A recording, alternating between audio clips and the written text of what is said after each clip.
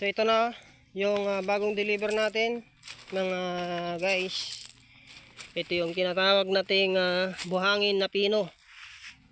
Ayan. Sa mga nagpapagawa po ng mga bahay, ito yung inyong pabili sa mga hardware.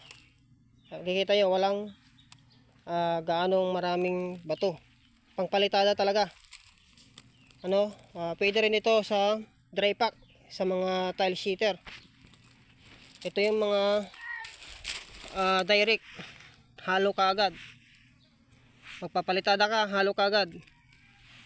Napakagandang buhangin sa mga kontraktor dyan, or kaya sa mga nagpapagawa ng mga bahay. Ito yung ipabili nyo sa hardware, yung ganitong kapinong buhangin. Sabihin nyo pangpalitada. Ayan, kasi kung bibili kayo ng buhangin, yung S1, yung tinatawag na pangmasintada, ay matatagalan pa, makakagastos pa kayo. Siyempre sasalandrain pa yun ilan magsasaranda? Dalawa or kaya isa. Sayang yung oras. Ito, pag itong gagamitin yung buhangin pino, ay direct kagad, halo kagad ng dry pack, or kaya maghahalo kagad ng pangpalitada. Ito yung kainaman sa ganitong buhangin.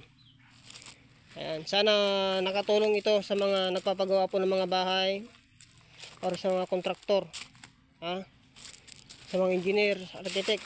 Ito yung magandang pabili nyo sa mga hardware, sa mga suki ninyo.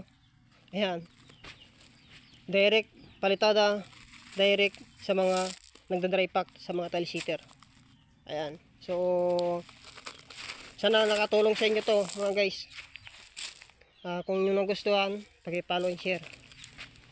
Ayan, so ito na, goods na goods. Alright.